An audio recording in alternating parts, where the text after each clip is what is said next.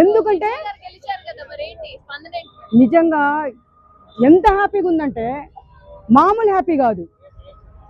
ఈ రోజు మా ఇంట్లో దీపావళి బాంబులు ఉన్నాయి, అవి పేల్చడానికే నేను ఇప్పుడు వెళ్ళాల్సి వస్తుంది. ఇంటికి వెళ్ళేసి సెలబ్రేషన్ చేసుకొని ఆ దేవుడికి ఫస్ట్ చాలు నాయన అని చెప్పేసి మొక్కాలనుకుంటున్నాం. ఎందుకు ఆనందం అని నువ్వు క్వశ్చన్ వేస్తున్నావు కదా, దానికి నేను సమాధానం చెప్పాలి. ఇదే 2 నెలల క్రితం 2 months బ్యాక్ ఇదే పార్క్ దగ్గర విజయ్ టాపిక్ వచ్చింది. ఏమని? విజయ్ రాజకీయాల్లోకి వస్తున్నాడంట. నన్నే వేశారు క్వశ్చన్, పాత వీడియోలు తోడండి వస్తాయి, బావిలో నీళ్లు తోడినట్టు. కానీ విజయ్ గారు సినిమాలు చేసుకోకుండా ఆయనకెందుకు రాజకీయం అని నన్ను అడిగారు. నన్ను ఈ షర్మిలని అడిగారు. తగ్గల, ఎక్కడ తగ్గలే, నేను చూపించాను. ఒక హీరో సీఎం కాకూడదా?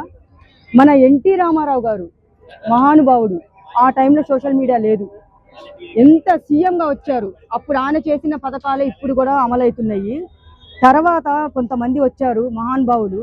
ఎందుకంటే ఒక మంచి మనిషి అమ్మ స్కామ్ చేసి ఏదో చెప్తున్నారు చాలా మంది. స్కాములు అవసరంలా ఆయనకి.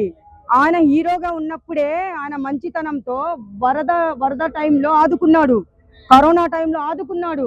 ఏ పిల్లలకి అనారోగ్యం వచ్చినా కానీ ఆయన సొంత డబ్బు పెడతాడు. ఎవరన్నా పెడతారా? ఒక్కసారి పెడితే ఓ సోషల్ మీడియాలో వైరల్. కానీ విజయ్ ఎక్కడ చెప్పుకోలేదు. ఎక్కడ మన సీఎం గారు ఇన్ని సంవత్సరాలు ఉన్న స్టాలిన్ ఎందుకు ఓడిపోయారు? ఒక హీరో చేతిలో.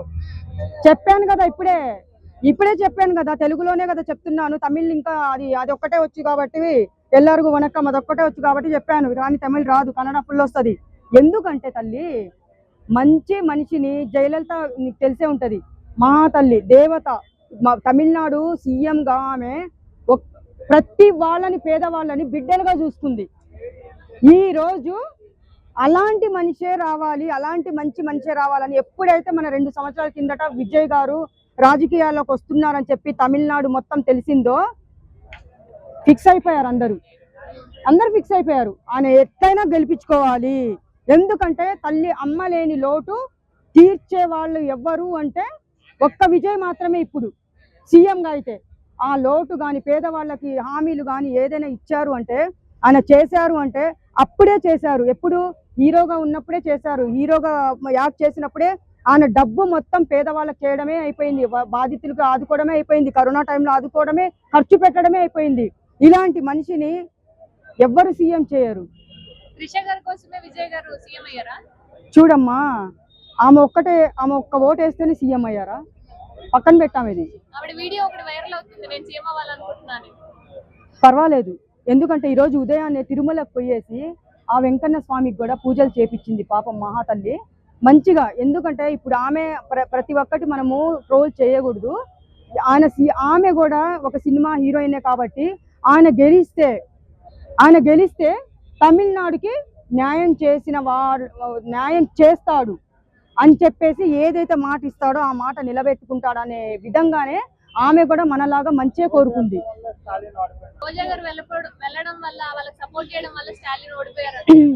రోజా వెళ్ళిందా అక్కడికి? పెట్టిందా కాలు, లెగ్ ఇలా పెట్టేసిందా?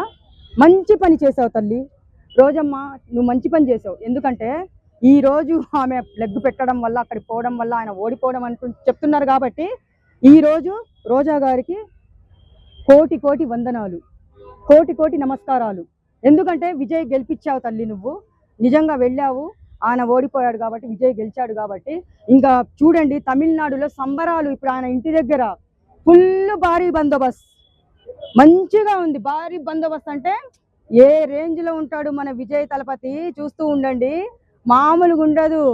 ఆయన ఒక్క విజిల్ సినిమా చూశారు కదా, ఇట్లా విజిల్ వేశారంటే లక్షల మంది వస్తారు.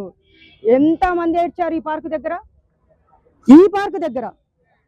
సినిమాలు చేసుకొని ఆయన ఏంటి సీఎం అన్నారు.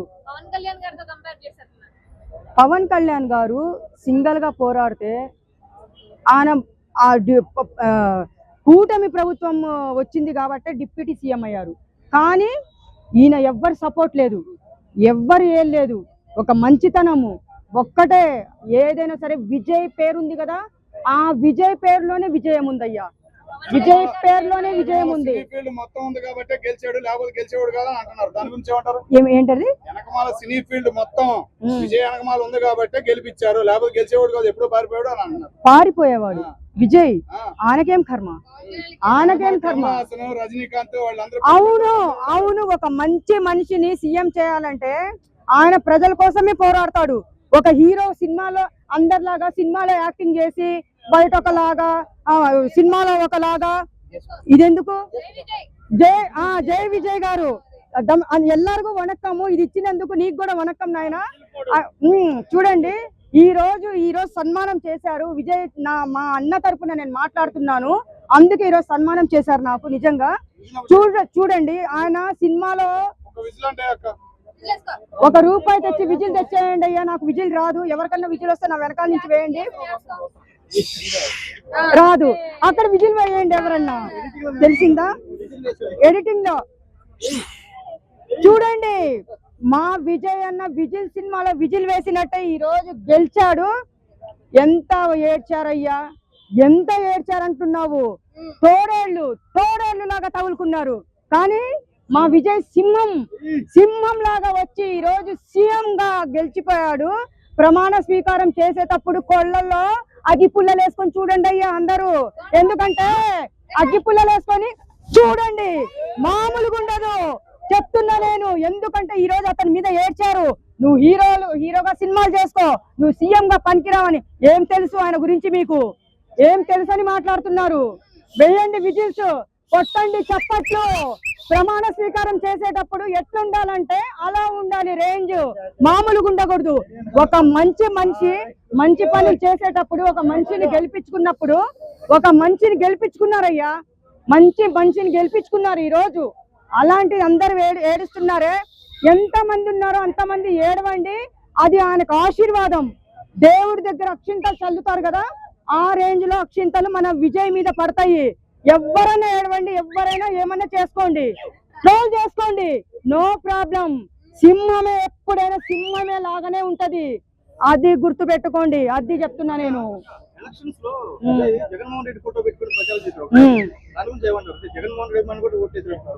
మా అన్న